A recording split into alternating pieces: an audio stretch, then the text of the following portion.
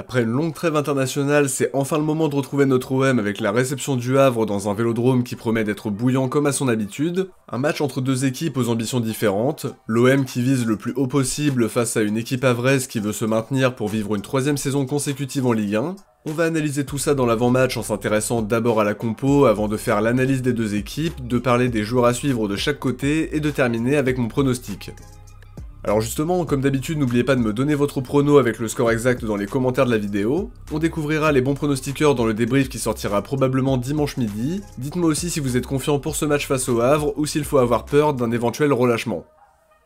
On commence tout de suite par un point sur la compo pour ce match de reprise. Alors Roberto De Zerbi a confirmé en conférence de presse que Kondogbia et Ahmed Junior Traoré seraient forfaits face au Havre, tout comme Facundo Medina qui va louper 2 mois de compétition à cause d'une blessure à la cheville, mais aussi Amine Gouiri qui s'est blessé à l'épaule droite en sélection. Le coach a aussi sous-entendu que certains internationaux pourraient être ménagés. Ça concerne des joueurs comme Rouli, Balerdi et Murillo qui ont joué dans la nuit de mardi à mercredi et qui sont revenus tardivement de sélection. Donc si on tient compte de tous ces indices, on imagine que Geoffrey Delangueux débutera pour la deuxième fois de la saison après Lorient. Si Balerdi est vraiment ménagé, ça peut ouvrir la porte à une titularisation de CJ Egan-Riley aux côtés de Daguerre, avec Emerson et Pavard sur les côtés. Au milieu, j'aimerais voir un trio Højbjerg-Vermieren avec O'Reilly un cran plus haut, et offensivement Greenwood et Paixão sur les ailes avec Aubameyang en pointe.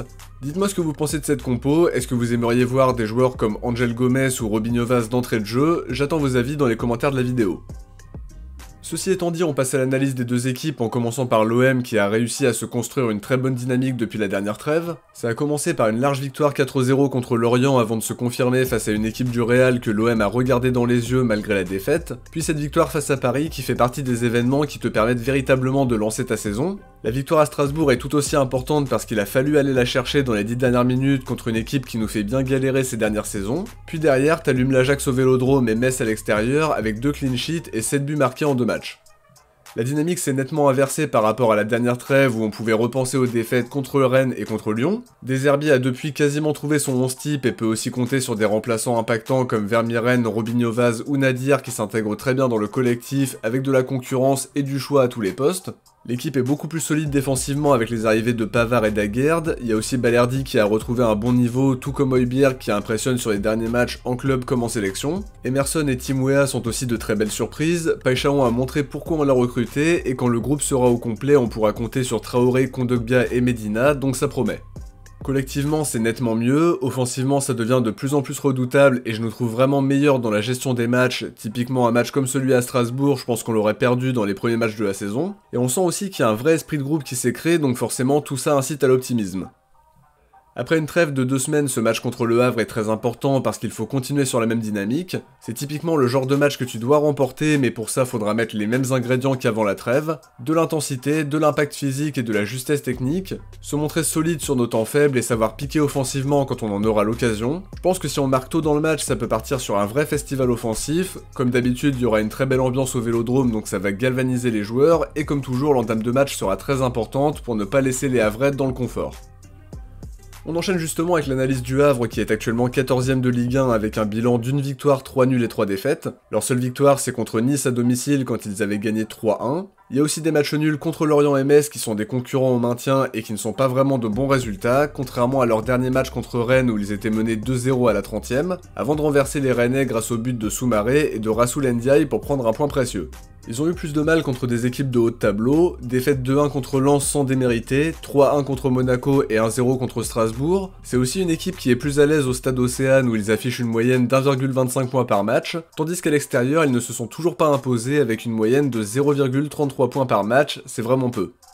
Sur le système, Didier Digard joue souvent en 4-3-3 avec une charnière Lloris-Sanganté devant les buts de Moridio avec Zouaoui et Nego sur les côtés de la défense, un trio Keshta, Seko Ndiaye au milieu de terrain, même si j'imagine qu'Abdoulaye Touré va retrouver une place dans le 11 maintenant qu'il est de retour. Offensivement, il aligne toujours Soumaré à gauche, c'est plus incertain à droite en l'absence de Reda Kadra. Il aura le choix entre Kieremeh qui est en train de se révéler, Namli, Mambimbi ou éventuellement Fodé Doucouré un cran plus haut donc à voir. Puis pour finir, ce sera probablement Ali Samata en pointe.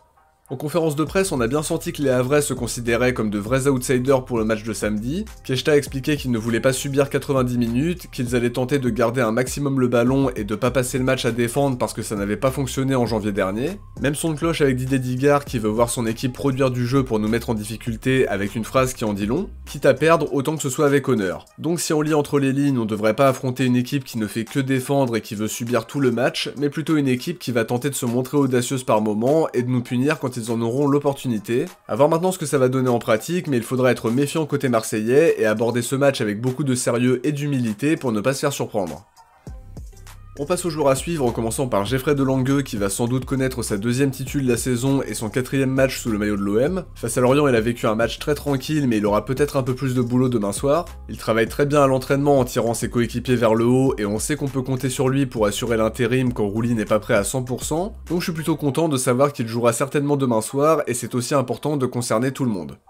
En défense centrale, CJ Egan Riley aura peut-être l'opportunité de débuter si De Zerbi décide de ménager Balerdi, qui a quand même joué 90 minutes dans la nuit de mardi à mercredi et qui est revenu tardivement de sélection. Il a montré des choses prometteuses en début de saison malgré son expulsion contre Lyon où il n'est vraiment pas aidé par l'erreur de Balerdi. Il apporte quelques garanties malgré son faible temps de jeu, donc j'ai hâte de voir ce que ça va donner si sa titularisation se confirme. Je termine avec Igor Paixão qui a été décisif sur ses 2 derniers matchs, très bon contre l'Ajax avec un doublé et une passe D mais aussi buteur contre Metz. Il enchaînera certainement un 4ème match d'affilée comme titulaire et on espère qu'il saura se montrer décisif comme sur ses 2 derniers matchs. Côté Havrais, je commence avec Moridio qui est un bon gardien qui sait faire gagner des points à son équipe comme on a pu le voir il y a quelques temps à Clermont avec de très gros matchs de sa part. J'ai en mémoire ce match contre Paris avec une dizaine d'arrêts au compteur, sa fin d'aventure à Clermont a quand même été plus compliquée avec une mise à l'écart au moment où il voulait le vendre. Son nom a même été associé à l'OM à ce moment-là pour être la doublure de Rouli. Il a ensuite été prêté à Rodez pour rebondir avant de signer au Havre cet été pour retrouver la Ligue 1 et conforter sa place dans le groupe du Sénégal. Il était d'ailleurs titulaire cette semaine contre la Mauritanie, il faudra donc réussir à le prendre à défaut parce que c'est un gardien qui a vraiment beaucoup de qualité. Au milieu, je vais citer Rassoul Ndiaye qui a marqué 3 buts cette saison, meilleur buteur havrais à égalité avec Soumaré alors que c'est un milieu de terrain. Il est devenu un élément essentiel du 11 de Digard en apportant son gros volume de jeu, ses qualités athlétiques, défensives mais aussi sa capacité à se montrer décisive, donc faudra être très attentif. Offensivement, je vais dire Issa Soumaré qui tient sa revanche puisqu'il était vivement critiqué il y a encore quelques mois, mais grâce au soutien sans faille de son coach, il est monté en puissance sur l'année 2025. Buteur contre Paris, Lille, Lens et aussi contre nous la saison dernière, il commence sur de très bonnes bases avec un but et une passe D contre Nice, puis un but contre Lorient et également contre Rennes lors du dernier match, donc faut faire attention à ce qu'il peut apporter offensivement. On termine avec mon pronostic pour ce match de reprise après la trêve internationale d'octobre. Sans être présomptueux, je suis plutôt confiant en vue de la dynamique positive de l'OM et des difficultés que les Havrais ont pu parfois montrer sur ce début de saison. Comme je disais un peu plus tôt dans l'analyse, si on marque tôt, on peut voir un vrai festival offensif, même s'il faudra aborder ce match avec beaucoup de sérieux et d'humilité pour prendre les 3 points. Le Vélodrome sera chaud bouillant et l'équipe aura à cœur de régaler son public, donc je misais sur une victoire 4-0 pour bien se préparer et engranger encore plus de confiance avant d'affronter le Sporting mercredi soir en Ligue des Champions. Comme je le rappelais en intro, n'oubliez pas de me donner votre pronostic dans les commentaires de la vidéo, on découvrira les bons pronostiqueurs à la fin du débrief dimanche midi. De mon côté, j'arrive à la fin de cette analyse d'avant-match, j'espère que ça vous a plu et si c'est le cas, n'oubliez pas de laisser un like avant de partir, c'est super important pour le soutien et pour participer au référencement, donc un grand merci à tous ceux qui y pensent à chaque fois. N'hésitez pas aussi à vous abonner en activant la cloche des notifs pour ne rien louper des prochaines vidéos si c'est pas déjà fait. Si vous avez regardé la vidéo jusqu'au bout, écrivez De Zerbi dans les commentaires. Je vous dis à dimanche pour l'analyse du match en espérant une belle et large victoire. D'ici là, je vous invite à aller voir le nouvel épisode de Focus sur les internationaux qui est sorti ce jeudi. Je vous mettrai le lien en commentaire épinglé en description et sur l'écran de fin de vidéo dans une poignée de secondes où vous pourrez cliquer directement. Ciao, portez-vous bien et surtout allez l'OM.